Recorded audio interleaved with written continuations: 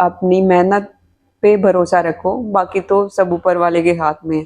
Obviously एक middle class family के लिए 2.5 लाख रुपए मायने रखते हैं बहुत ज्यादा। मैंने कोई ऐसा पर्सन नहीं छोड़ा मेरे लिंक में जो किसी ने बताया कि अरे वो हेल्प कर सकता है, तो मैं उससे जाके ना मिली हो थी। चादर ट्रैक बेसिकली इंडिया का सबसे डिफिकल्ट वाला और डेंजर वाला ट्रैक है, क्योंकि जस्कर रिवर पूरा फ्रीज हो जाती है जैन फेब में। फंडिंग सरकार नहीं करती आप लोगों के लिए? नहीं, माउंटेनिंग में सरकार का कोई सपोर्ट नहीं है। हाँ, 6000 की 2 पीक लद्दाख में मैंने 70 घंटे के अंदर क्लाइंब की। नमस्कार सभी को, आज आप सभी का पब्लिक टीवी हरियाणा पे बहुत बहुत स्वागत है। आज हमारे साथ है रीना भट्टी जी, जो कि एक पर्वतरोही है, और इनकी एक छोटी सी झलक मैं आपको देना चाहूंगी कि अक्सर हम लोग घर से माँ बाप को बिना बताए कितनी दूर जाते हैं। शायद शहर से बाहर तो कोई भी नहीं जाता, सब अपनी गली से बाहर जाते हैं, पर ये एक ऐसी महिला है जो कि अपने घर पे बिना बताए पर्वत चढ़ने को चली गई, वो भी सिर्फ इसलिए क्योंकि घर वाले शायद अलाउड नहीं करते। सही कह रही हूँ ना रीना जी? बिल्कुल। तो ये है पर्वतरोही जिन्होंने माउंट एल्ब्रस की चोटी को 2 बार अलग अलग डायरेक्शन से फतेह किया है। तो आज हम इनके पास आए हैं और इनसे बातचीत करेंगे कि इनकी कहानी क्या है। क्योंकि मैं बता दूं, पर्वतरोही नाम अक्सर सुना होगा आपने, पर्वत चढ़ना, पहाड़ चढ़ना, माउंट एवरेस्ट चढ़ना, माउंट चढ़ना, अलग अलग चोटियों को फतेह करना, ये आपको लगते एक मामूली सी बात होगी शायद, बट इसके पीछे कहानी इतनी बड़ी है कि शायद आप सुनेंगे तो कान दंग हो जाएंगे। और जब मैंने इनसे बात करी तो ऐसी ऐसी अलग अलग फैक्ट्स निकल के आए कि शायद आप सुनेंगे तो हैरान हो जाएंगे। तो इनसे बातचीत करते हैं और शुरू करते हैं आज का इंटरव्यू। तो नमस्कार सबसे पहले तो आप अपनी शुरुआत आपकी कहाँ से हुई, क्या किस एज में आपने पर्वतरोही का काम शुरू किया? अगर स्टार्टिंग की बात करूं तो स्टार्टिंग से कभी ऐसा था ही नहीं कि मुझे माउंटेनियर मतलब फील्ड चूज करना है, या फिर कुछ ऐसा रहा हो कि माउंटेन से रिलेटेड मैंने ऐसा कुछ किया हो। तो स्टार्टिंग अमरनाथ यात्रा से हुई, तो शायद वहीं से माउंटेन से, नेचर से मैं कनेक्ट हुई, तो मुझे वहीं से फर्स्ट पॉइंट मिला।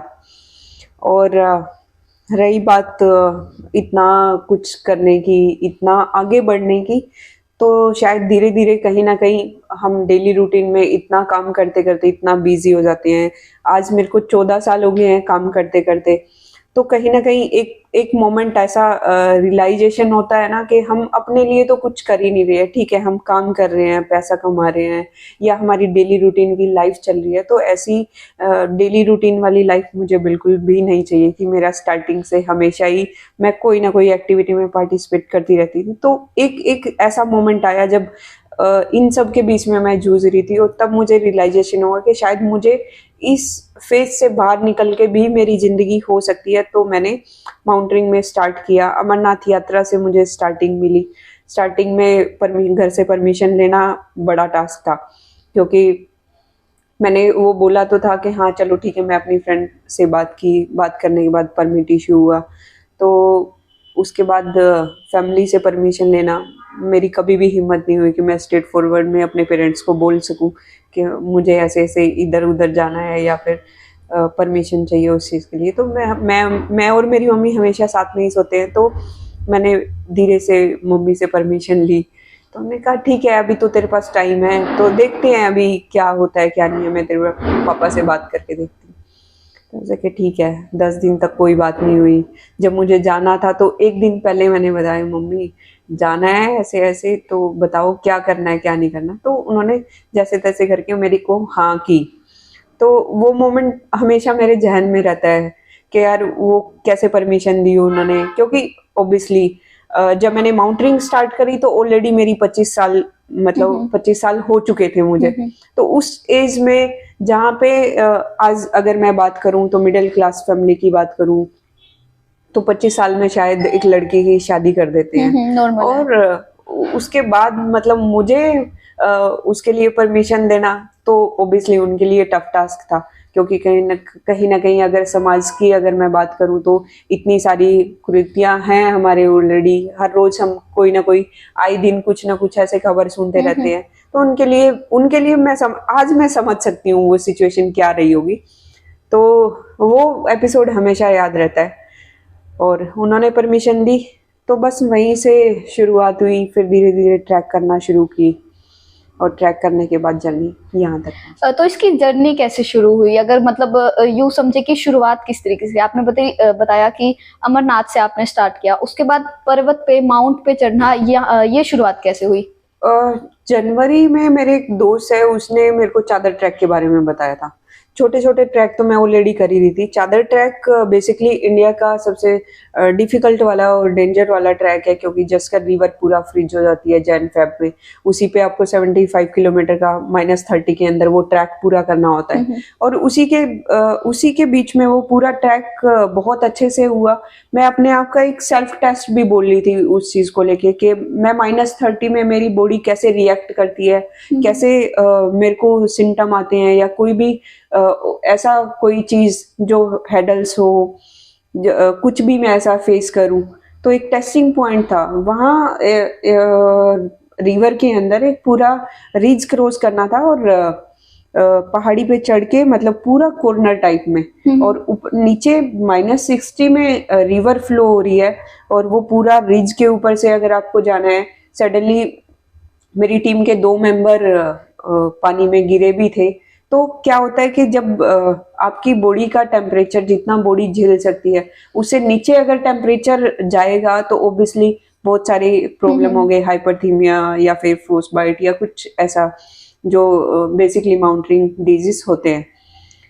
तो वही था, वहां पे पॉइंट पे लगा मुझे कि एटलीस्ट जिस फील्ड में आप जाना चाहते हो, जहां भी इंटरेस्ट आप अपना विजन देख रहे हो उस चीज को लेके, तो एटलीस्ट उसके बारे में आपको नॉलेज होनी चाहिए।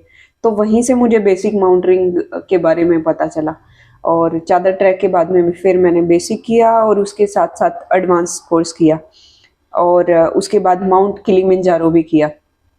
किलिमंजारो से अगर मैं पहले की बात करूं तो एक ऑलरेडी मैं इंडिया का हाईएस्ट मतलब डेंजर वाला ट्रैक अपने आप को कर चुकी थी। तो नेक्स्ट क्या, क्योंकि किलिमंजारो करने में 2.5 लाख रुपए का खर्चा था, और मेरे को फंडिंग का भी देखना था। तो ये फंडिंग सरकार नहीं करती आप लोगों के लिए? नहीं, माउंटेनिंग में सरकार का कोई सपोर्ट नहीं है। हाँ, उन सरकार की 8000 की पॉलिसी बनी हुई है, तो 8000 की जब वर्ल्ड वाइड 10 माउंटेन लिए हुए हैं, अगर उसमें से अगर आप कोई पीक क्लाइंब करते हो तो आपको जो पॉलिसी बनाई गई है वो पॉलिसी में आप एलिजिबल होते हैं। उससे पहले तो सरकार की ऐसी कोई पॉलिसी है नहीं। ओके। तो जैसे अभी आपने शुरू किया, आपने बताया मिडिल क्लास से थे, आपके फादर क्या करते थे? अभी भी करते हैं, ट्रैक्टर मैकेनिक है मेरे पापा, और मम्मी हाउसवाइफ है। तो मिडिल क्लास फैमिली से थे, और अभी आपने बताया पूरा इसमें बजट लगता है 2-3 लाख का, 5 लाख का। तो ये सब अरेंज कैसे करते थे आप? 2-3 लाख रुपए हर पीक का अलग अलग होता है। 6000 की अगर आप कोई पीक करते हो तो 50 to 60 बजट चला जाता है। 7000 की कोई भी पीक करते हो आप, अगर मैं इंडिया की बात करूं तो इंडिया में अगर 7000 की कोई भी पीक करते हो तो 2.5 से 3 लाख रुपए का खर्चा है। 8000 की बात करूं तो एवरेस्ट में तो 30 लाख रुपए का खर्चा है ही है। मतलब कितना ही आप कटौती कर लो, कितना ही कुछ कर लो, विद इक्विपमेंट 30 तक जाता ही जाता है। और अगर बाकी 8000 की बात करूं तो उसमें भी 15 लाख रुपए चाहिए ही चाहिए। तो हर पीक का